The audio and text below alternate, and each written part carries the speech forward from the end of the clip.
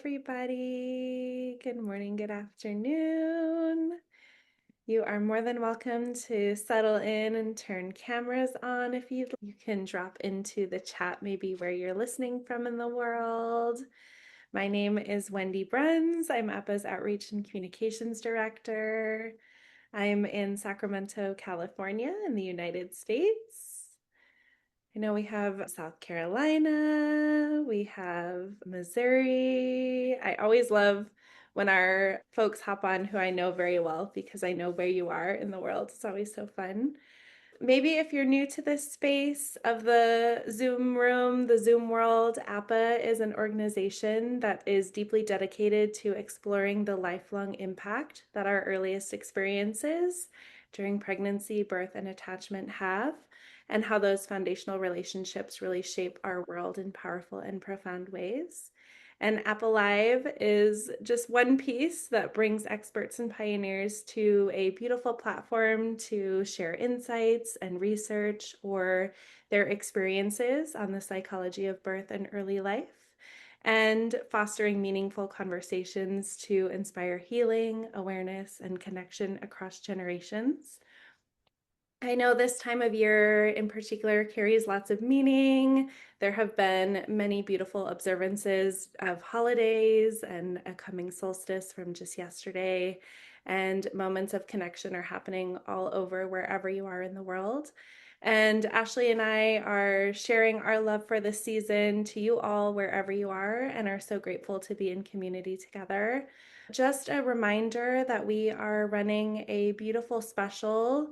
All of our courses are currently 40% off using a certain code, Holiday40, that Ashley is going to drop into the chat for you to just bookmark and save for later.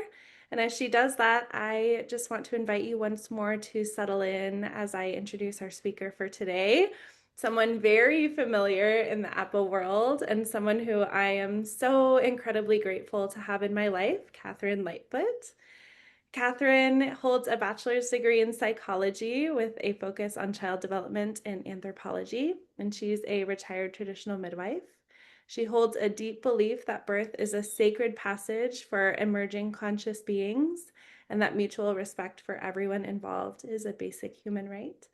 Catherine is especially passionate about bringing awareness to prenatal and perinatal consciousness because she believes that peace on earth truly begins before birth, and that this belief lives at the heart of her sacred work, titled The Four Baskets, a framework designed to help us heal, both personally and collectively, from our earliest experiences of disconnection. You'll hear so much more about that today as I turn the Zoom space over to her. I love to say that we always have time for questions toward the end of our time together. So please write anything into the chat and help me give a warm welcome to Catherine. And let's settle in for her presentation. I know, I see so many, all of Thank this. you. Thank you all. So lovely to see your beautiful faces and smiles and your hugs of welcome. I feel you, and I'm so glad to be back here in the APPA community and with you all once again. So I'm going to share my presentation and let me know if you can see it. We'll say from beginning.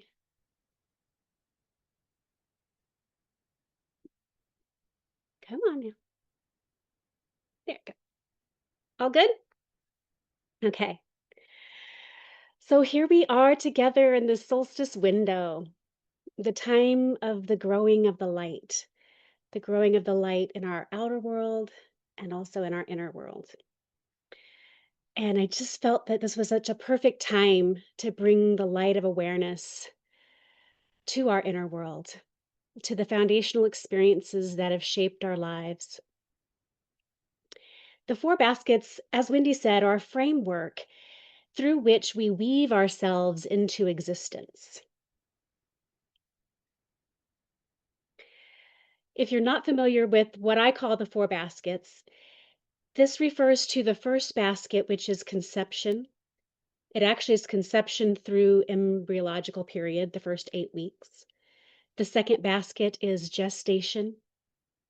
The third basket refers to the time frame of your birth journey. And the fourth basket refers to the time frame of the first hours after birth.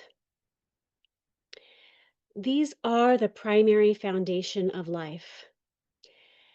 And these correspond, of course, with the primal period, as was described by our beautiful, wonderful Dr. Michelle Odont. They also correspond to birth psychology's prenatal and perinatal timeframes. So when you hear me say the four baskets, you know what I'm talking about. It is the same stuff that you all talk about. Today, let's look at how the four baskets become the framework through which we integrate our inner and outer worlds. I'd like for us to take a moment as we begin to ponder this quote by famous psychoanalyst Carl Jung. I am not what happened to me.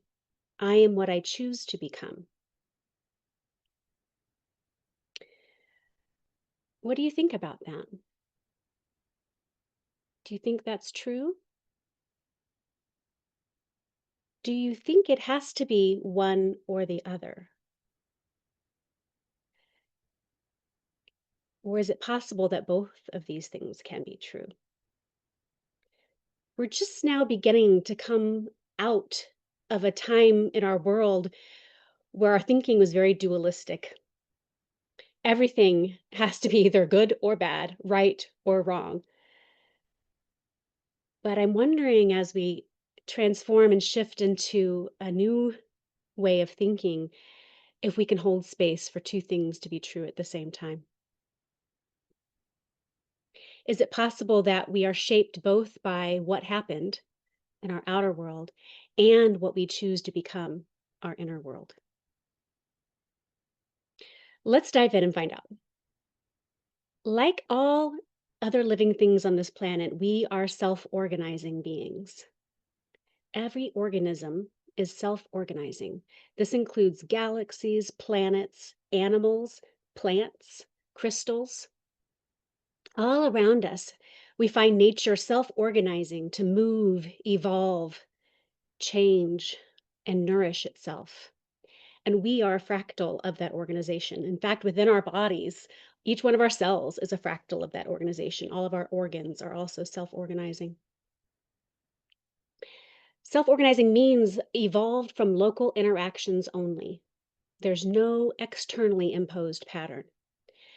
So just an acorn has everything that it needs within it and its inner world to develop into a mighty oak tree. It's a self-organizing being. There's no external force telling it what to do or when or how to grow.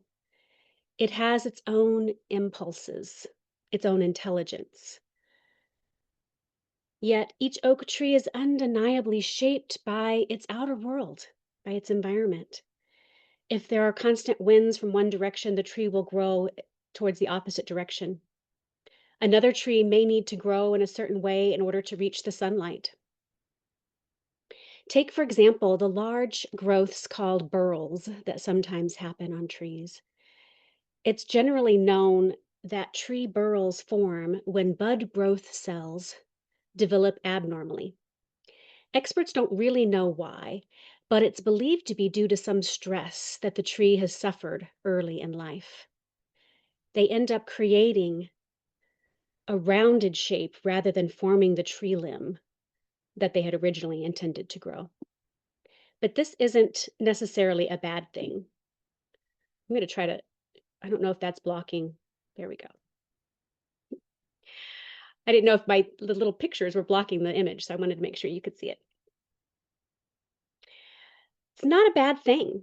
The burl doesn't harm the tree, and in fact, they are quite beautiful and highly sought after by woodcarvers. But it's an example of the outer world shaping and affecting the tree. I love this incredible story that I heard on Radiolab podcast recently. In 2022, an 8-year-old boy in Japan named Joe, who was a lover of bugs and a budding young scientist, had read about an experiment testing and learning testing learning and memory in moths. And he wanted to see, because he raised butterflies, so he wanted to see if he could replicate this experiment in his butterflies. So he spent his summer break training caterpillars to hate the smell of lavender by applying a small shock using an at home TENS unit to the caterpillars at the same time that he presented the lavender oil smell.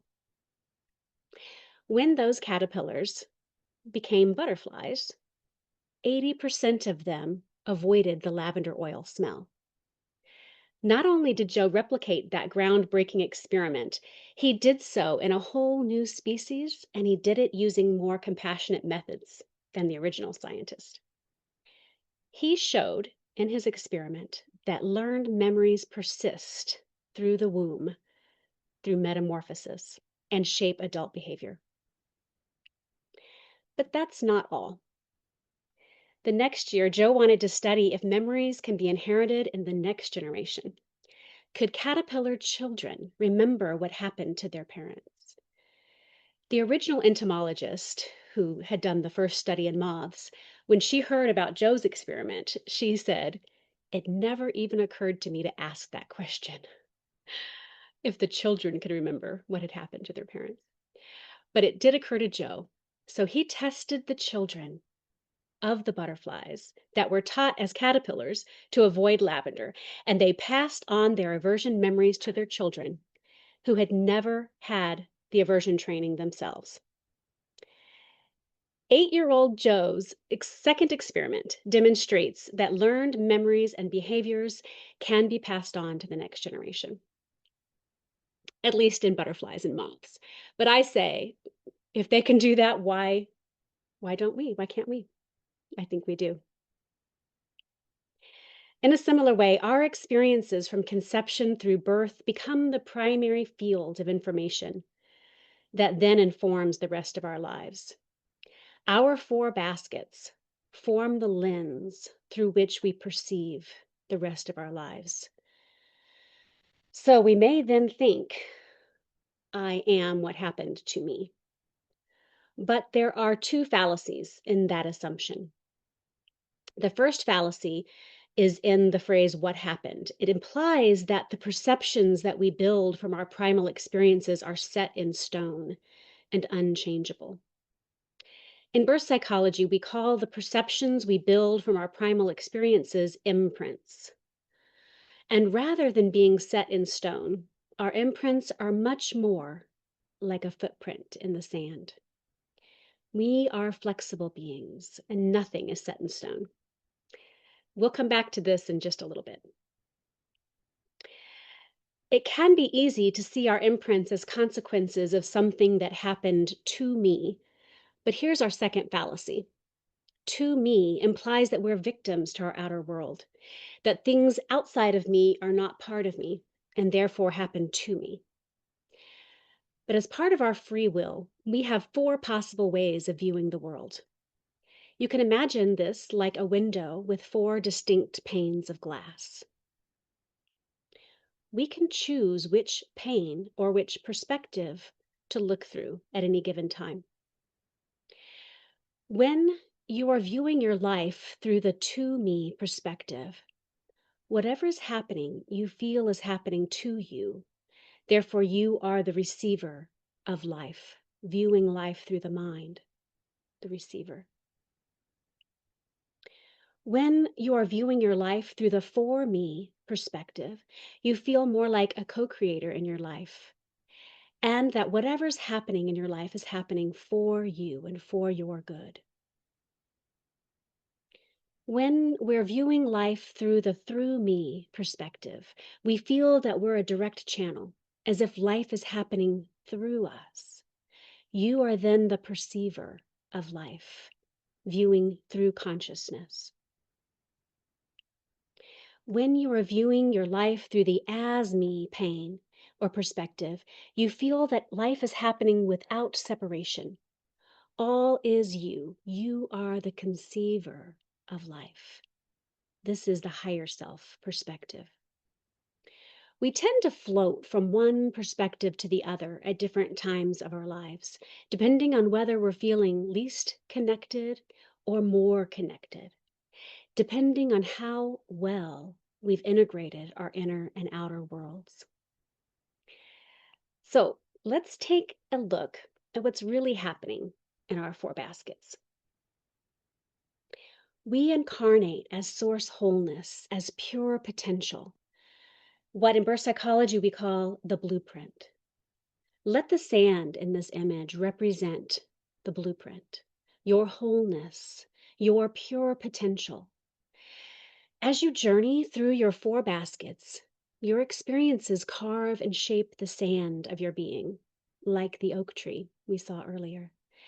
And as you integrate these experiences, you are shaping your identity, your psyche, your character, and you carry them forward as the attributes and qualities of your being.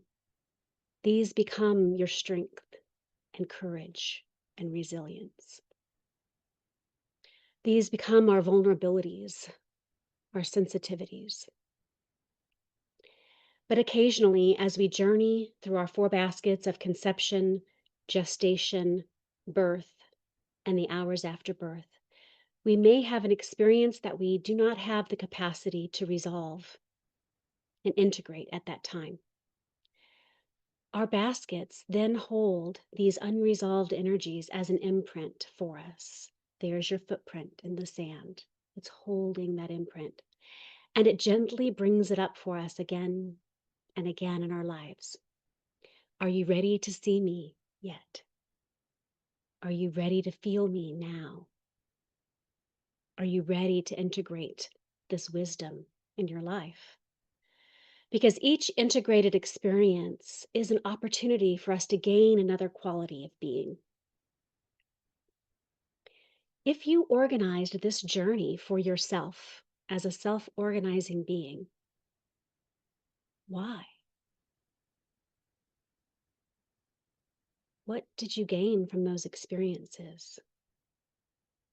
What did you come here to do? Interestingly, the word experience comes from the Latin word meaning to gain knowledge through repeated trials. We can tell that there's an unresolved energy in one of our four baskets because we can see them in the repeated trials or patterns of our life. And as we undertake four baskets work, that's one of the ways that we trace the threads of our outer world to our inner world. So let's look at the four baskets again. The first basket represents a time frame of conception through the embryological period, and it holds the concepts, the ideas, the imagination of who you will become. It holds how you are seen. It holds your presence, not just the physical presence, but that felt sense of presence. Here it asks, how will you show up in the world? Feelings of acceptance or rejection reside here, as well as our need to be seen, wanted, and chosen.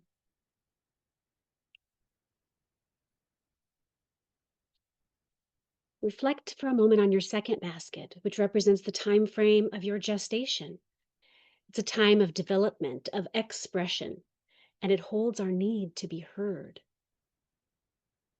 Our sense of hearing develops in the second basket, and interestingly, sound travels faster through water than air. So you can imagine that the baby meets the outer world through sound before the mother even does.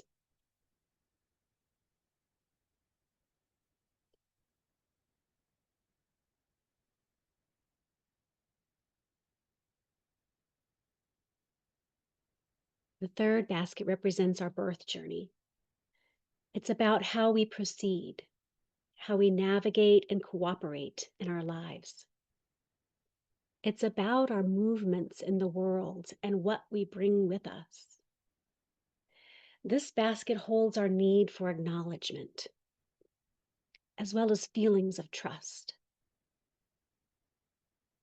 Questions we can ask ourselves to self-reflect on the third basket are, Do you move through life confidently or hesitantly? Where in life do you feel stuck or held back?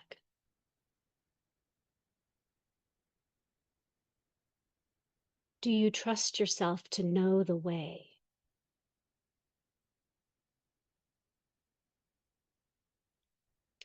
Do you trust others to cooperate, or do you feel that you have the need to do it all yourself?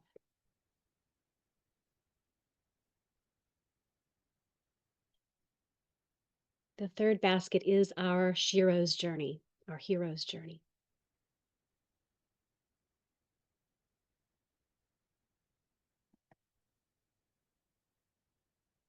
The fourth basket represents the time frame of your first 6 hours after birth. This is a return to the heart, a recalibration. This basket holds how we are received by others and our ability to co-regulate in life. Feelings of welcome, abandonment, connection, and separation all reside here. The fourth basket holds our need to love and be loved.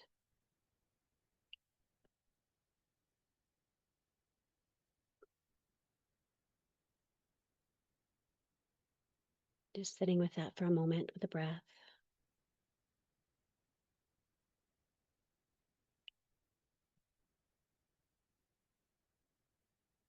As we weave our inner and outer worlds, the seen and unseen shape and meet themselves to form and inform our lives. We undertake a four baskets journey in our adult life. We revisit our four baskets journey in order to deeply understand our existence and our full potential. It may seem somehow mystical, yet for everyone who's experienced this four baskets process with me over the past 13 years, it is tangible and palpable. And I've yet to meet someone who doesn't get it. It seems to just make sense, and it unlocks a knowing that we already have within us. So, even though it is a very practical thing, in this beautiful solstice window today with you, I thought it might be fun to look through the mystical side of the four baskets, if you're willing.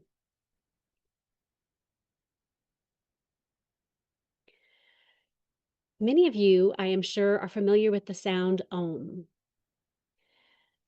It has been described as the primordial sound of creation, the mathematical code of the universe, the vibration from which everything arises. It's the secret seed of life, death, and creation.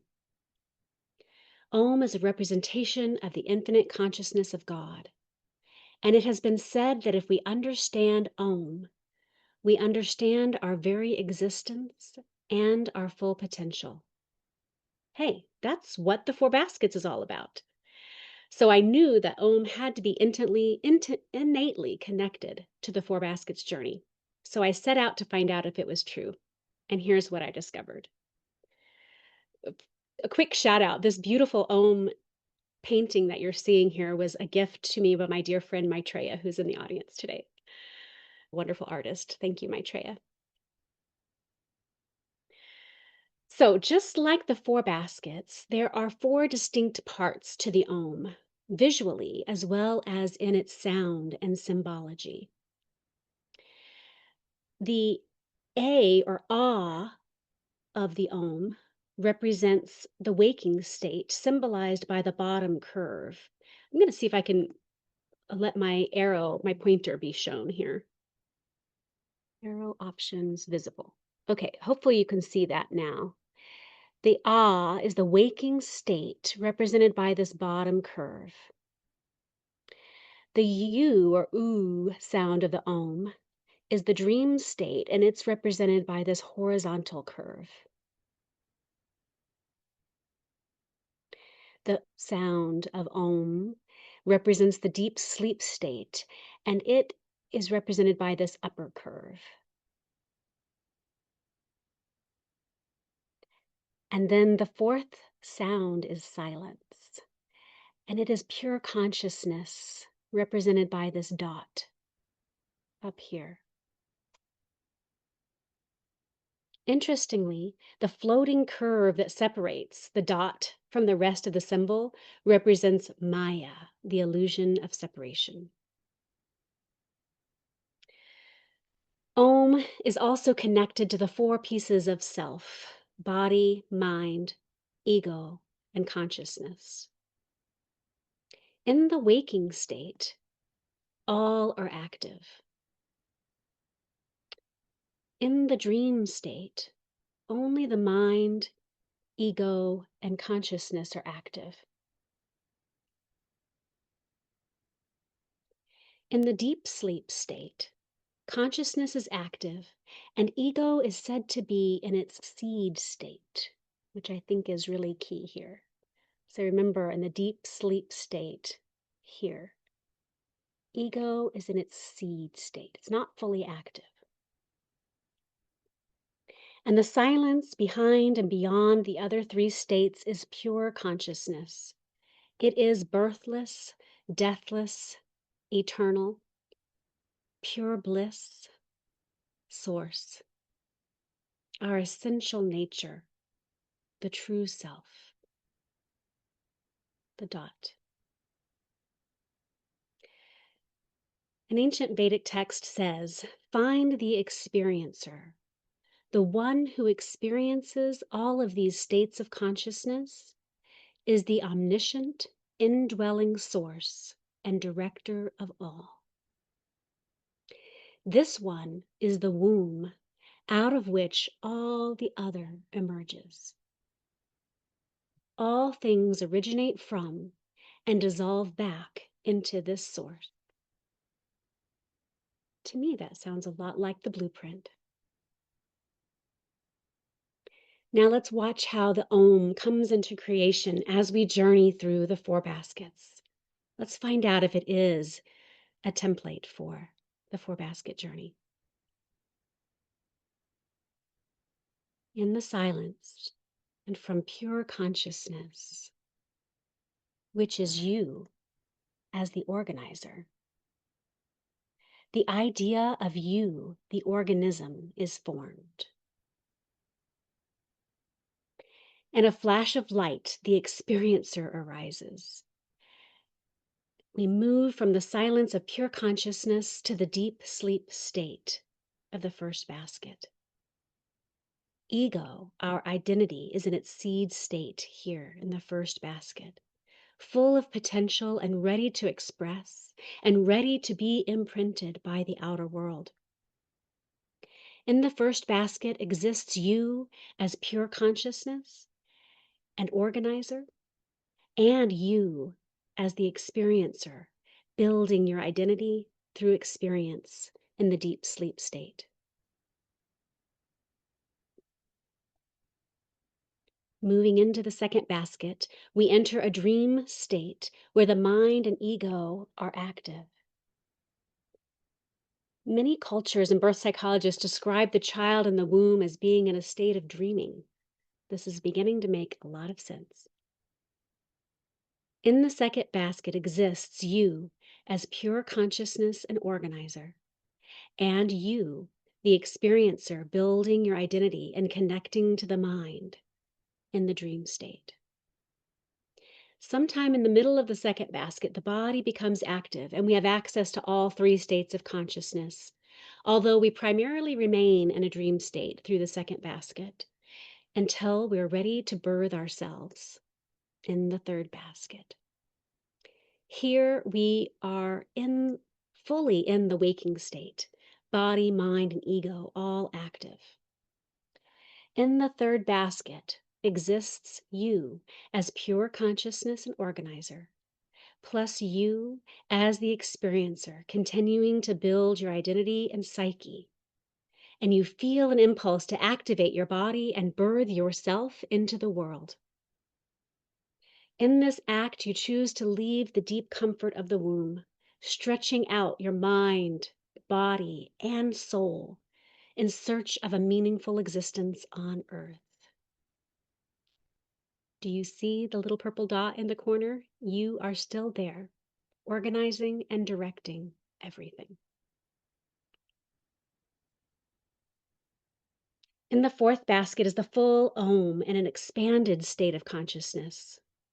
All four states are active, online, and fully connected.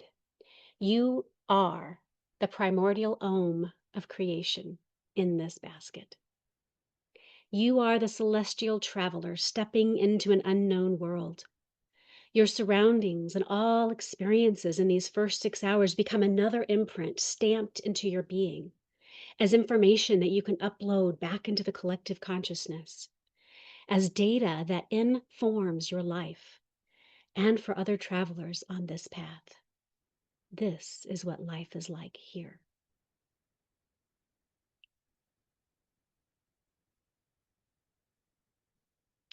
So we can see that our journey into being through the four baskets is formed as MUA,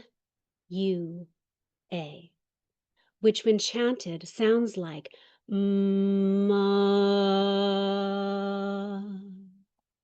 We come into matter through the matrix or womb with the maternal, mammal, manifest, mandala, mana, maya, mama, ma. Let's try chanting it together, shall we? We'll chant Ma, M-U-A. Let's start with a deep breath in. So when, at the end of our yoga class, we chant Om, we are spiraling back through our journey into being to touch into Source once again. Om helps us return to our primordial blueprint of pure potential that has been there all along. Om is a sacred template and representation of our four baskets journey from Source into being, and a roadmap for our conscious return to wholeness and oneness as we learn to integrate our inner and outer worlds. Ma and Om are a beautiful illustration of how our inner and outer worlds reflect each other. Shall we Om together also? Let's do it. Again, we'll begin with a deep breath in. We are self-organizing beings. Our higher self or soul brings with it the unseen, our inner world, the blueprint. And as we meet the seen world, the outer world, imprints form to inform our being. Imprints and blueprint are the same stuff, like a footprint in the sand. It only seems different because of that illusion of separation that we agreed to come into this world with. It can often be easy to see our imprints as something negative, as consequences of something that happened to us. But what if it was part of the original plan all along? To incarnate with unresolved imprints so that at some pivotal moment during the unfolding of our lives, we can finally turn within and find the unconditional love and acceptance we've been seeking in the outer world. The unconditional love and acceptance that is really only ever found within. The Four Baskets work then invites us to get curious, to bring the light of awareness to our imprints, to get to know the impression they leave in our lives. Then it can soften and reveal its true nature, the infinite sands of the universe, the unlimited possibilities of pure potential. And often our imprints reveal a quality of our being, a gift that it's been holding in its pocket for you for when you are ready to receive it. Let's revisit that quote from the beginning. I'm not what happened to me. I'm what I choose to become. Or perhaps, more accurately, I'm shaped by what happened, and I am what I choose to become. I thought you might enjoy doing a short meditation with me today. So let's do that, if you don't mind. We'll close our eyes and get comfortable. And just place your hand on your belly button.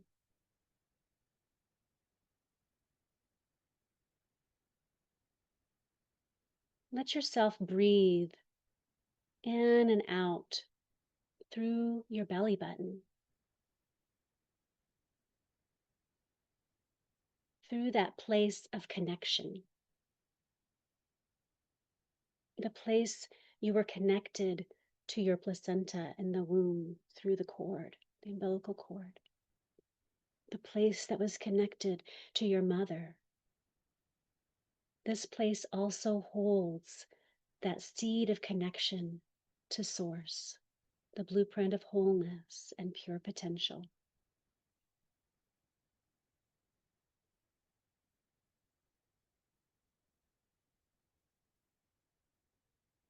Allow all of your thinking in the mind to drop down through your heart. Allow all the feeling here in the heart to drop down into your belly button, into your solar plexus, the place of the growing of light. Connection to the womb within, connection to our creativity.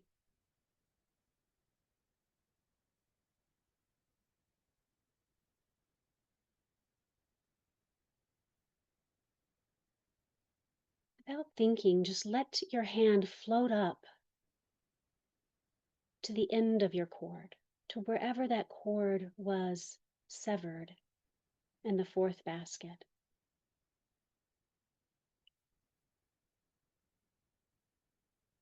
And breathe through that space of your being, through that experience, holding whatever may have happened at that time, whatever imprints may have formed that felt disconnected. Hold them right here in the palm of your hand and allow your hand to fill with light, the light of love and understanding that you brought with you in this life. Let that light pour into the opening end of your cord, flowing through your cord to fill your belly button, pooling there.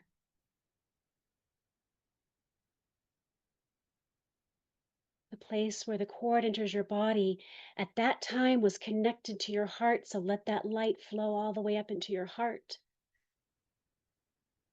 And from there, it pumps through all of your body.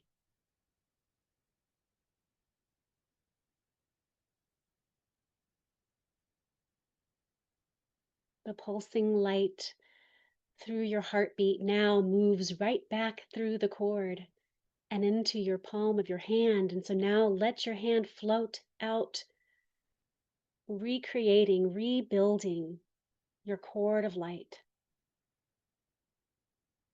Allow it to go as far as you can imagine, reconnecting to Source,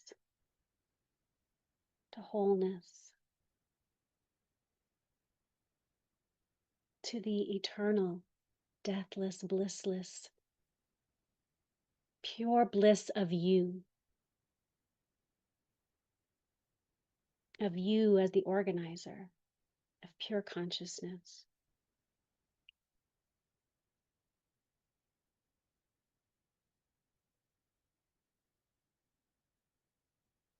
And as you bask in the glow of this connection, of this touching back to your blueprint self, allow yourself to place an intention here in these sands. What is it that you would like to grow in your life in this time? What would you like to bring the light of awareness to? What is it that's wanting to unfold within you?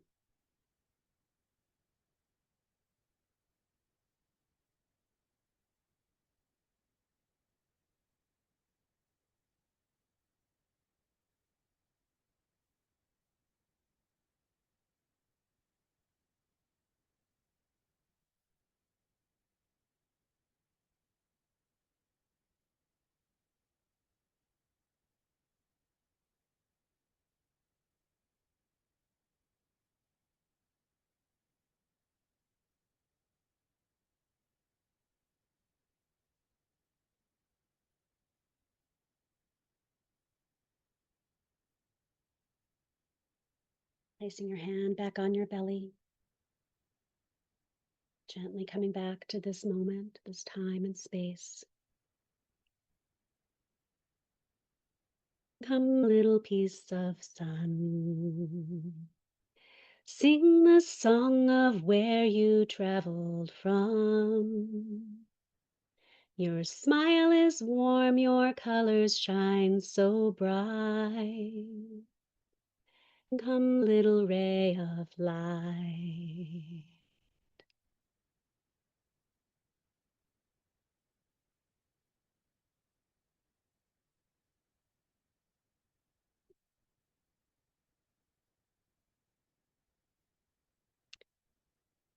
Why take a Four Baskets journey? We might take one for your unfolding, the continued unfolding of your life's purpose.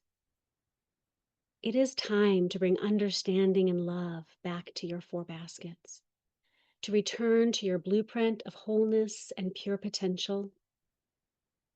It's time to wipe away the shadow and restore the light. The four baskets hold the gifts that you arranged for yourself, for your authentic life and being. You might choose to take the Four Baskets journey for our collective shift and transformation. Several ancient cultures have prophecies that tell us about the great transformation of Earth at this time.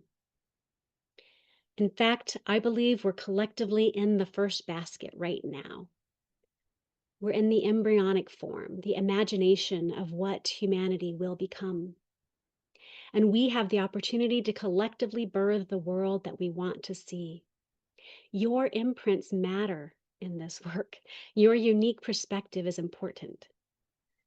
The more we individually integrate our inner and outer worlds, the more information we have collectively to inform or to take into form our new humanity, the fuller spectrum of light that we'll have access to for our collective rebirth.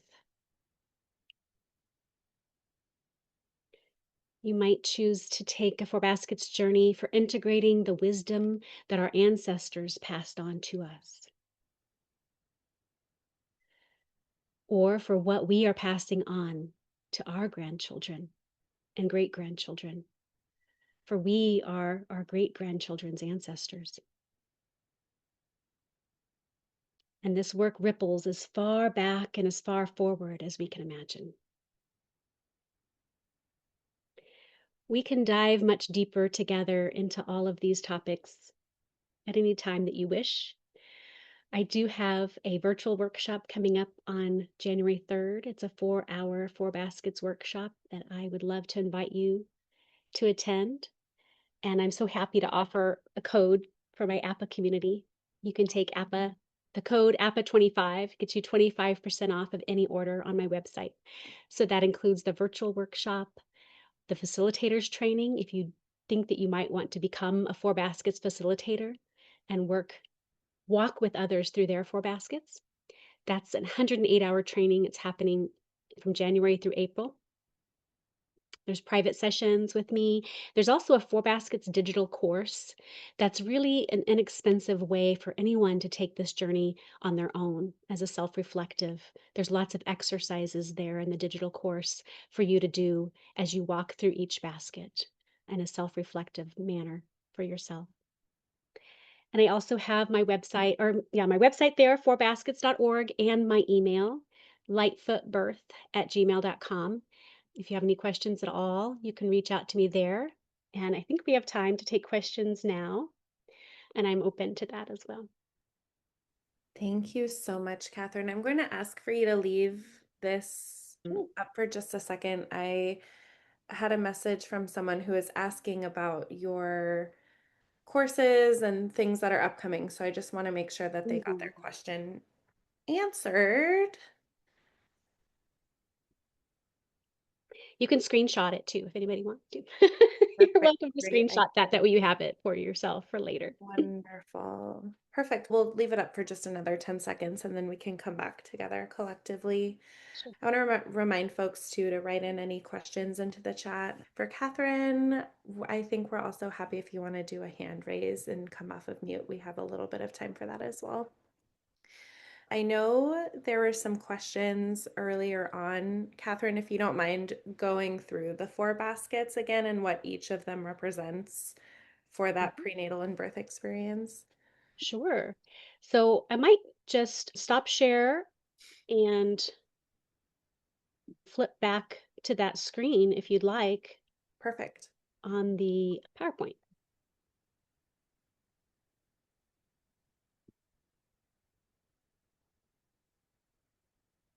Maybe. The first basket, I'll just start talking about it as it's coming up, is conception. And so that's the general time frame. The actual time frame is from the first idea that you created for this life through the first 8 weeks of your gestation. So it envelops the whole embryological period. The second basket then is the rest of your gestation from 8 weeks through whenever that ends for you, right before your birth journey. The third basket then is the birth journey from the very onset of how that began for you right up until your emergence. And the fourth basket then is the first 6 hours after birth. And this information, this concept of the four baskets and these time frames comes to me from the time I studied in India. So this comes from Vedic wisdom. And so a lot of people are wondering about those 6 hours. Why is it 6 hours? And all I can say is that the way they teach it is that the primary foundation of our lives is from conception through the first 6 hours after birth. And then the secondary foundation of life is from 6 hours to 6 years. So those early childhood imprints and programmings that we have are the secondary foundation of life.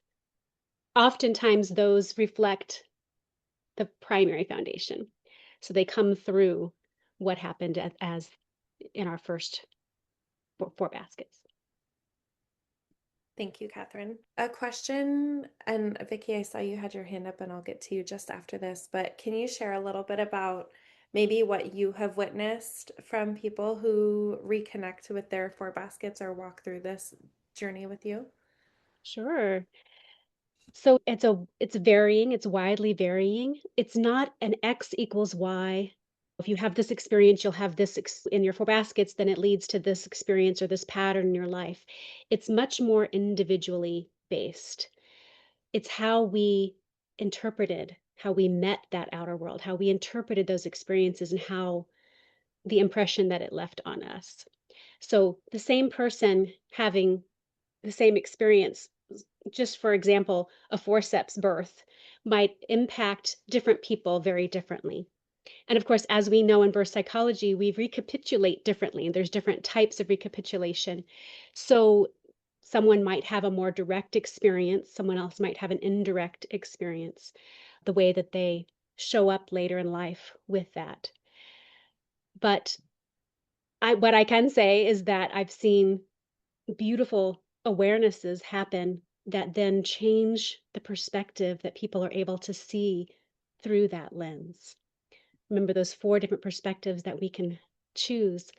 We also have the capacity to rewrite our story. We are flexible beings, nothing is set in stone. So we can use this work, and the exercises in the Four Baskets digital course are a combination of journal prompts, exercises, somatic as well as meditations and writing exercises that you can take to reveal what's in there for you. So there's 4 steps to the 4 baskets healing process. The first one is reveal, and that's just bringing awareness. It's using the exercises to trace those threads so that you can see what happened to you. As we know, the 4 baskets time frame isn't an explicit memory thing. We don't have a conscious recall of that, but it does live in the feeling sense self. So there's ways to guide you into feeling into what those imprints might be for you and how you might choose at this point in time to resolve. That's the next step. We reveal, we resolve the energies if you wish to, and we can restore, which is a play on word. I use that as meaning restory. You can begin to write the story again for your life and how you want it to be from this point going forward. And then we reintegrate and return to the heart again for the rest of our lives. I hope that was an answer of some sort. I think so. Vicky, you can come off mute. I'll see if I can help you. I got it. Oh my goodness. If we were in person, I think my guess would be we would be doing a standing ovation right now. Two questions. First, the Om and Mao. That's Vedic, right? Does that come out of Vedic wisdom? The Om is definitely from Vedic. I discovered the Ma through my introspection journey of figuring out if the Om is a template that meets the 4 baskets and it lines up, the 4 baskets line up in that Yeah. MUA format. Oh, I totally get that. Okay, my last question is the workshop, which bless you for what is there offering that 4 hour workshop on the 3rd. If I take this opportunity to invite some people who are new to this, does it feel to you, does this tend to meet new people or does it tend to overwhelm them and make them go, oh, I don't think I can even touch into that? Do you recommend this for new people? Absolutely. That's primarily who I've always worked with is people who don't have any knowledge of birth psychology at all. Honestly, that's why at the end of my presentation, I decided to throw out the facilitator's course for you all because I know you have a basis of information for this. And I feel like y'all might be ready even if you wanted to become a facilitator, but I don't offer the facilitator for newbies. But the 4 baskets workshop on the 3rd On the is, 3rd. yes, that is Okay. for people who are brand new to this information. I think it's one of my gifts and what I came here to do is to bring this information to the masses. Okay, It's good. also a book in development that I hope y'all can help pray for me. That would be in layman's terms to bring this to the collective consciousness. Okay. Thank you so much. I know other people probably have questions. That's what I needed for right now. I will Thank you, be Vicki. emailing you. Yes. Oh, I look forward to it. Thanks so much, Vicky. I just see one other question in the chat, and I think this was in relation to our question earlier, Catherine. But can you talk a little bit about the second and third baskets if there's a premature birth? Yeah. So the 3rd basket can sometimes be cut short or interrupted. That journey can be interrupted by many different things. And so when we work with someone on an individual basis, or even when they were self reflecting for themselves, the work is what was missing then and how do we do it differently now? And often it's a process of rebuilding that. So if the second basket felt cut short for some reason with a premature birth, we might work with someone in rebuilding that womb space. Oftentimes, for me, I find that people's bedrooms reflect their womb time. And so you might even see that in a reflection of your outer world as you look and feel and sit inside your bedroom. What are the things that feel like? Some people have to hop up early in the morning and get out of there. Some people don't feel comfortable being in their own bedroom. That would be a reflection of a second basket issue. Or if there was something that makes it feel like that wasn't completed, you might see that reflected. And that the bedroom is just one example. There's lots and lots of other things that the ways that it can show up. But I like to use that as the beginning touch point for people as an exercise to sit in the bedroom and see how you feel and let that be a reflection of your womb time. And then you can look around you, and oftentimes people will find representations of the womb in their bedroom. You can see and ask yourself, what is my placenta? Where is it represented in my room? Where's my cord? My connection to light? Is how's my flow in and out of my bedroom? Can I walk easily in and out? Or is there obstacles that I'm finding myself always having to bump up against? That's one way that we can look at if there was a premature birth. And again, it's so very individual that it's hard to make generalizations because everyone's going to have internalized that very differently. Thank you, Catherine. I think that's such a beautiful example, too. Another question in here, what if you can't ask your mother about your birth? Often we don't have that opportunity to do, but it's not so much even about what your mother's story was about your birth, because that's all she's going to have is her story and her perspective. And our stories often don't match up.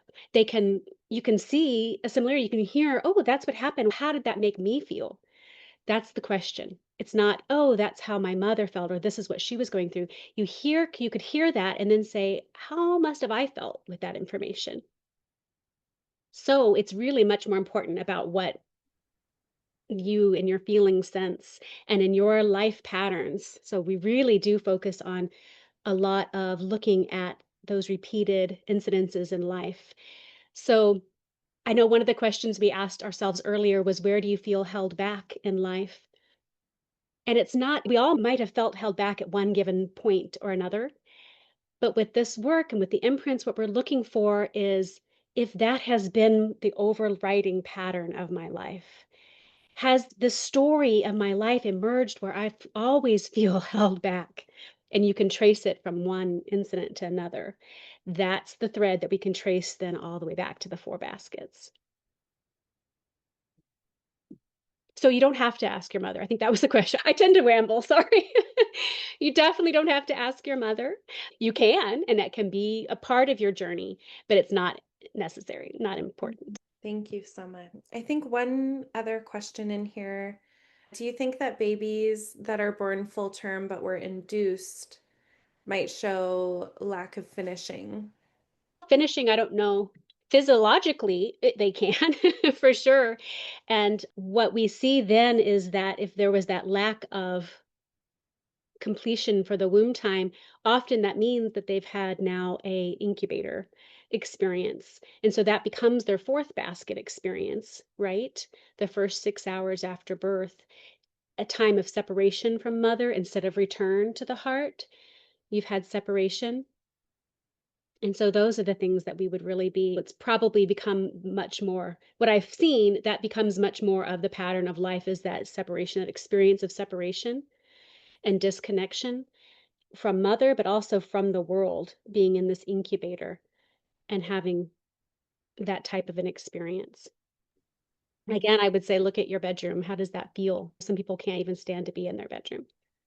Thank you so much, Catherine. Ashley, can we drop Catherine's links one more time into the chat? I just want to give folks enough time to click and save on another browser so that they can do with that what they will. And I just want to thank everyone for being here today, for spending their Monday with us. We do have a final APPA Live of the year next Monday on December 29th with Emily Abbott. She's going to be doing a presentation on reculturing the erotic mother, and she'll illuminate the mystical